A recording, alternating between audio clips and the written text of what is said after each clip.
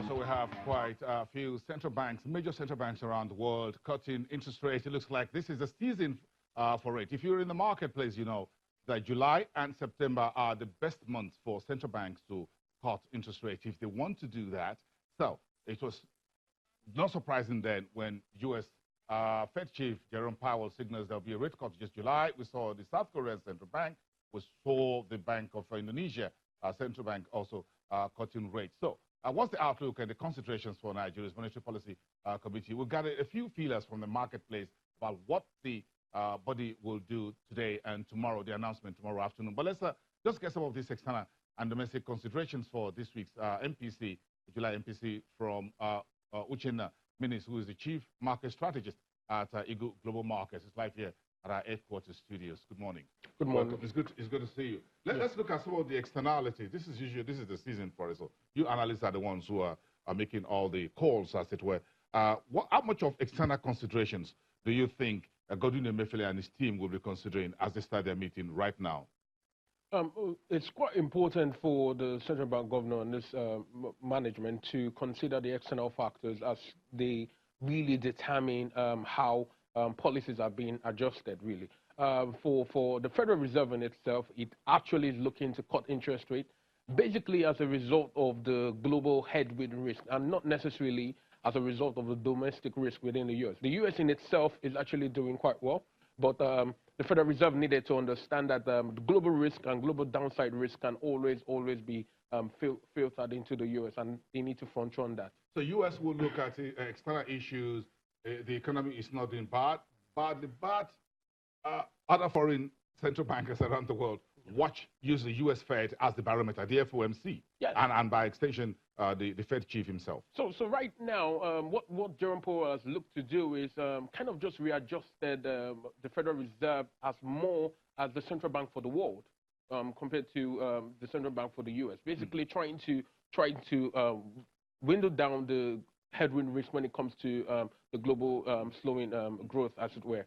Yeah, I'm sure you strategists would also be looking at the ECB as a major region where you have a number of Nigerian banks. We have Eurobonds out there. Then we have corresponding relationship with several European commercial banks. So whatever happens at the ECB is very important. This is where Christine Lagarde is just coming in. Mario Draghi is leaving before the end of the year. So that will also be part in your crosshair as well as an analyst. Yeah, so after the Federal Reserve reiterated that they would look to cut interest rate, it wasn't surprising for the ECB to also come with the same narrative, saying that they will look to employ significant easing tools to help to boost inflation to their inflationary target, as it were. So the ECB in itself would also cut interest rate.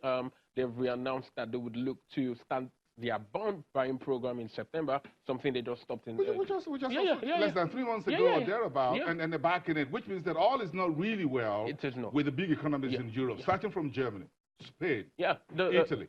Germany, Italy have been in technical recessions for a bit now, and that's quite significant. And the ECB is looking to front-run that. But the problem now with the ECB, unlike the Fed, the ECB don't have significant leeway in terms of cutting interest rates.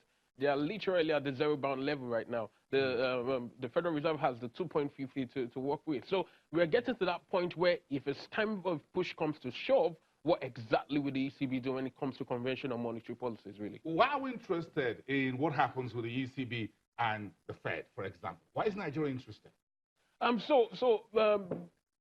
It's as a result of how dependent we are as regards to our reliance on global trade.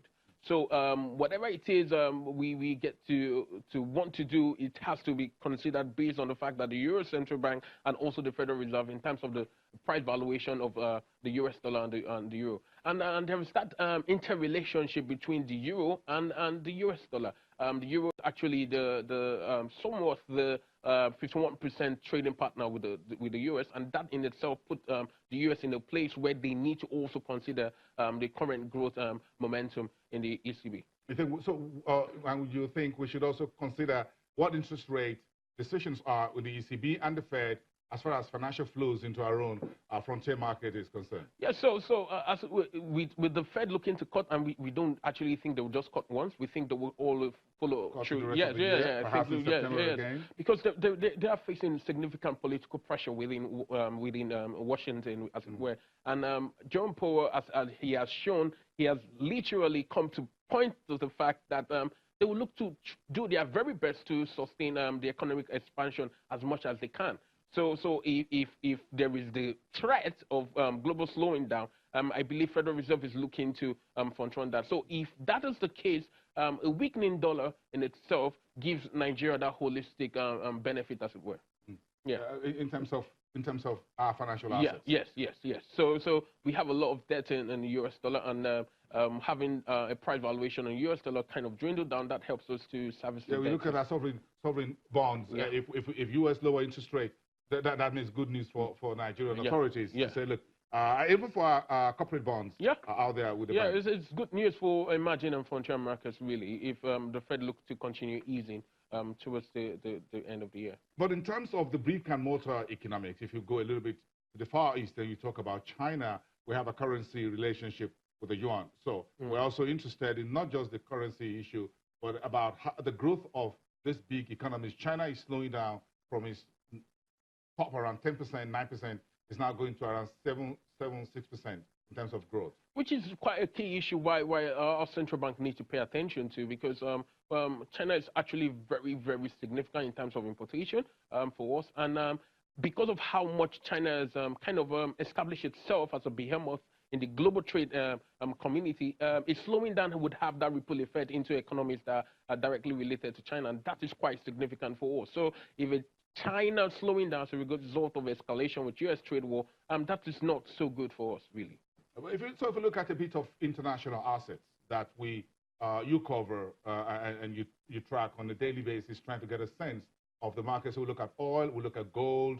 These are top commodities in everybody's portfolio and every central bank's portfolio around the world. So we keep an eye on that, even though we don't produce as much gold as to make any impact significantly in the global space. But we keep an eye on this as well. Yeah. What's your position? What's your reading here of gold, crude oil prices? Okay, so let me start with crude oil. Crude oil basically has kind of dissociated itself. Its pricing has dissociated itself from the possibility of the control of OPEC, really.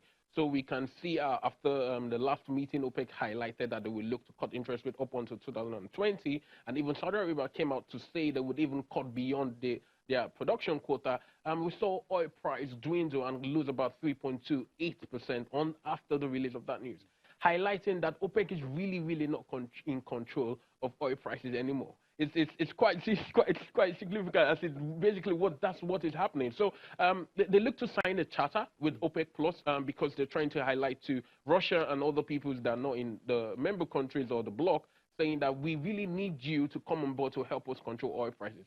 Right now, basically what has really pushed oil prices to where it was is just the involuntary production cut as regards to Iran, Venezuela, and Angola.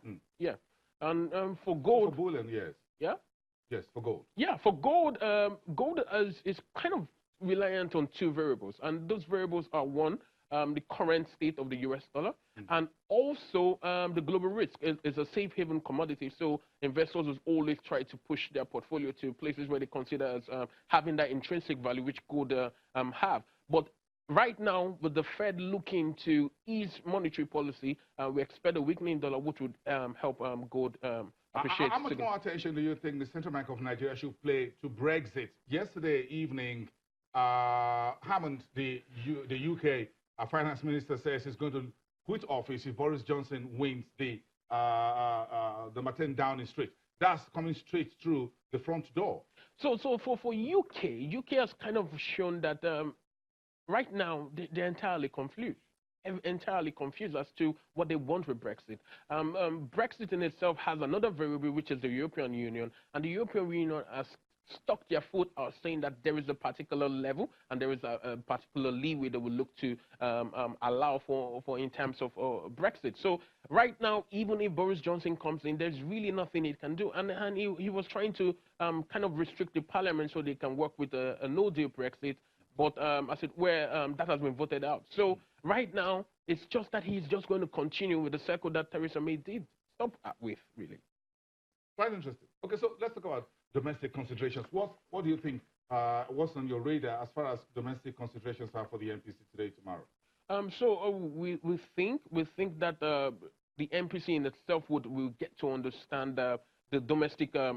We have inflationary target actually dropping to 11.22% from 11.40%, and that is sort of giving to work towards the inflationary target of 11% that the central bank have looked to work with towards the end of the year. But do you think this blip will be enough? As it will be comforting enough for the MPC to say, let's give it another haircut? No, I think not. I think not, because domestic is just one side of the variable. There's also the external part of it. So although we have domestic variables moderating and stabilizing, we are also the NCB would look to pay attention to the global risk. So I think they would leave rates unchanged, basically.